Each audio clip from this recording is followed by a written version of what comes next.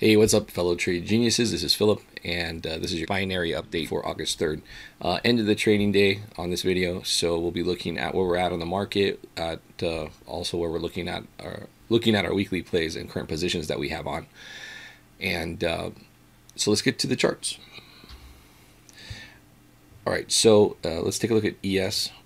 Again, we're not seeing, look at all these settlements, right? Settlements is where they actually settle the futures after the close, so it's a little bit different than the close levels that you would see, although sometimes they match up. But I mean, look at the clustering. I mean, they're just pinning this market flat. So that being said, and it will change, but any movement away from settlement, just, settlement acts like a tractor beam right now. When we are looking for trades to fade, we like to take a look at levels. We'll either look at the price channel or we'll look at deviation levels. As you can see here, half a deviation level was a great play and it moved back up. This black line is what we were hoping to get filled at. So we did miss that one just by a hair, but again, 0.5 area, a bounce and back. So whatever it is that the powers that be are doing, they're just, the goal at the end of the day is to keep this thing as flat as possible for as long as possible. This will change. There will be a catalyst. I think it's from overseas, personally, is what's going to start the ball rolling. But, we don't know. So we'll just trade the charts. And as long as we keep seeing this kind of action, then we're going to be keying in on those types of entries. So that's the ES, and the rest of the indices are pretty much the same there. Okay, so let's take a look. Okay, so the euro, we have a weekly on the euro, and we also have a 7 p.m., which we have about an hour and 10 minutes left on. So here's the 7 p.m. strike at 1880. People kind of freaked out because we got spiked into hard on that. See, we were headed down to 1860, and the news hit that Mueller's going to get a grand jury, I guess, together to get to this Russian probe and get into it once and for all. So so that just freaked the whole trade out. Now, what I told the guys in the room, and I also tweeted this out, was that when you get a news event like that, I would say 9 times out of 10, if not more, you revert to the mean, meaning that we're going to go back to kind of where price was after the initial algo knee jerk. It's all algo driven type moves. So basically, we went through that. Now in the advanced room, we actually sold higher. And the reason why we did that was because of that, thought process that things revert to the mean. So what that ends up doing is, like, say you got an entry at 15 and you wanted to add to it. That's a more advanced approach. So now we're selling up here in like 60 area. So now your average is up at like $35. And that opens up a lot more options for you, because you could take profit early. You could or you could hold it and get a much fatter premium collection. Like if you did that, your average premium would be like $34, $35 instead of 15 premium capture, right? So we got about 7 minutes left in the dark, and by the time you see this video, this is probably going to be past. But we're 10 pips lower, which is, on the euro, that's a good spot to be coming out of dark for the last hour of the 7 p.m. expiration. So it's looking good here so far. And as you can see too, another thing is, look at all the sell wicks, right, that we have here. The sellers are just hitting this and hitting this. So on the whole, euro's stretched. We're up in the upper stratosphere in these levels. It's overbought on the weekly. I thought it would roll over this week. Maybe that's going to take another week to happen, because our other strike is at 1775. So you can see we've got, this would have to drop considerably. So on the weekly, we're going to look to manage out of that, unfortunately, but that's just the way some of these go. So we'll be communicating that as things develop over the next 12 hours or so. As far as, see, that was the euro, and then we have the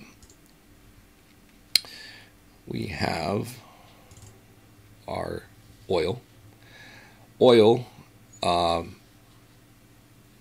Our weekly strike we sold was 48.75. The reason why that went there was because we were looking for the move after the report, and the move was pretty bearish. but it was a big head fake and ripped higher.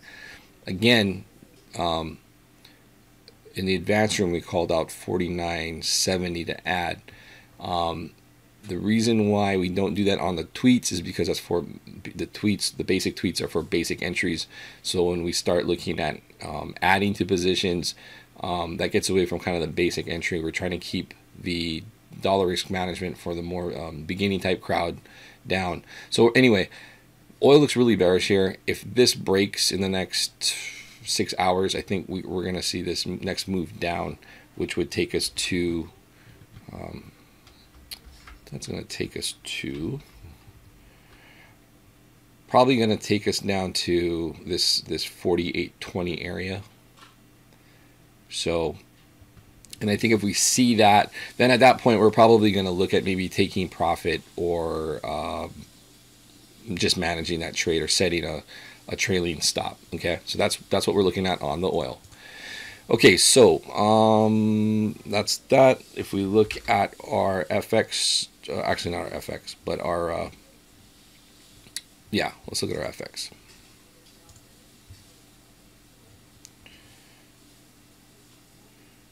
Okay, so EG, the pound actually moved. Pound dollar moved down. Didn't get to see it's consolidating. I think it's going to make another move lower. So pending, waiting to see on that one there. Unfortunately, it's late in the week, so we may or may not get a play on that overnight at the money. But so we'll see. Other than that, the pound pairs are close. They're close to signaling, but I don't see that just yet. Yen cranked up, and that's also getting kind of toppy, but we'll see there. Let's take a look at our daily space, and you can see where ES is in the price channel. And as you can see, we may get a fade move tomorrow. We'll see though. But here's the one thing I wanted to point out. Maximize this. Check this out. This yield curve is just tanking pretty aggressively. So I would not be surprised to see a 10 or 15 point move down on the ES, maybe if something started overnight even.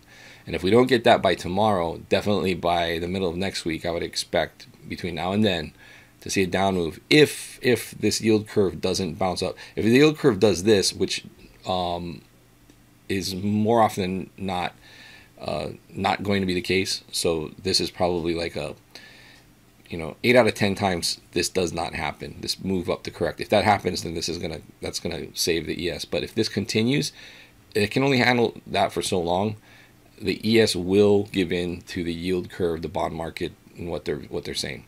That will come down. Mark my words.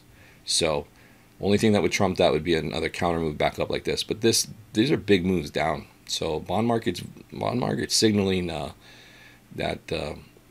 it's getting scary out there for whatever reason. I mean, there's a number of reasons, but they largely have been getting ignored. So anyway, just wanted to point that out.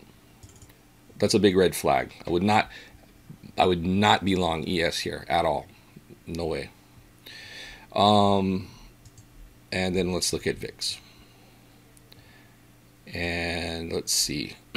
We may, if that transpires in the next day or two, this is where we'll get that thrust up to 14.15 on VIX. Remember, we were talking about these intervals of spikes, and we are just about, we're due here for this one.